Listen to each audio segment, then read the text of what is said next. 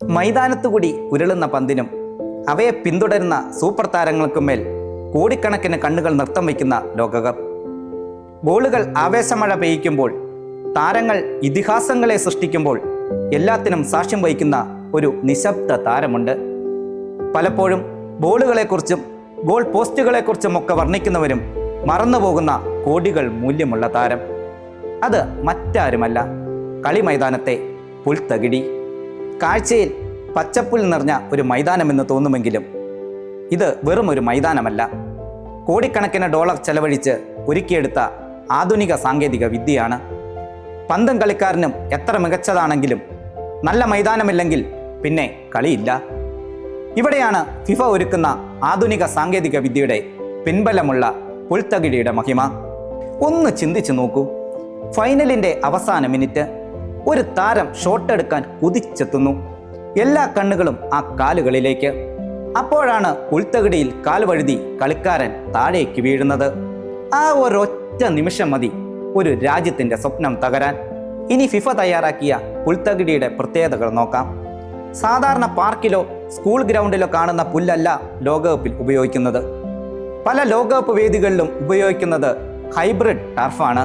പ്രകൃതിദത്ത പുല്ലിനൊപ്പം സൂക്ഷ്മമായ കൃത്രിമ ഫൈബറുകൾ ചേർത്ത് നിർമ്മിക്കുന്ന ആധുനിക സംവിധാനമാണിത്. ഇതിൻ്റെ ലക്ഷ്യം ഒന്ന് മാത്രം: ആദ്യ മിനിറ്റിൽ പന്ത് എങ്ങനെ ഉരുണ്ടോ അതേ വേഗത്തിലും അതേ കൃത്യതയിലും 90-ാം മിനിറ്റിലും പന്ത് ഉരുളണം. അതിനായി മാസങ്ങൾ നീളുന്ന തയ്യാറെടുപ്പുണ്ട്.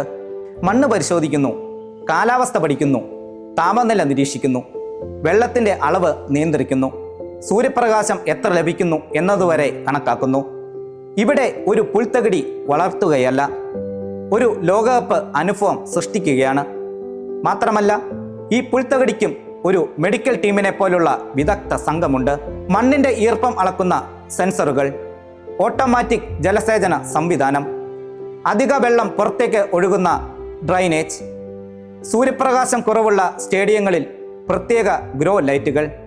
ഒരു ലോകോത്തര താരത്തെ ഫിറ്റായി നിലനിർത്തുന്നത് പോലെ തന്നെയാണ് ഈ പച്ചപ്പിനെയും പരിപാലിക്കുന്നത്. ഇത്രയൊക്കെ ചെയ്യാനുള്ള ചെലവ് ചെറുതല്ല, കോടിക്കണക്കിന് ഡോളറുകളാണ്.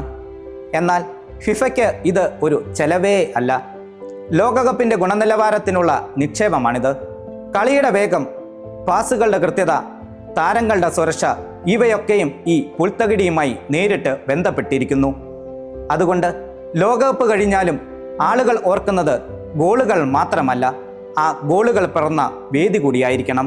അടുത്ത കളിയിൽ ഒരു അത്ഭുത ഗോൾ കാണുമ്പോൾ ഗോൾ നേടിയ താരത്തെ മാത്രം നോക്കരുത്.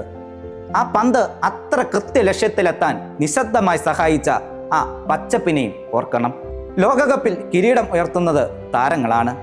പക്ഷേ കിരീടത്തിലേക്കുള്ള ഓരോ ചുവടും താങ്ങി നിർത്തുന്നത് കോടികളുടെ വിലയുള്ള ഒരു പുൽത്തകിടിയാണ്. ലോകം കാണുന്നത് താരങ്ങളെ ആയിരിക്കാം, പക്ഷേ ഫുട്ബോൾ സംരക്ഷിക്കുന്നത് ഈ പച്ചപ്പാണ്.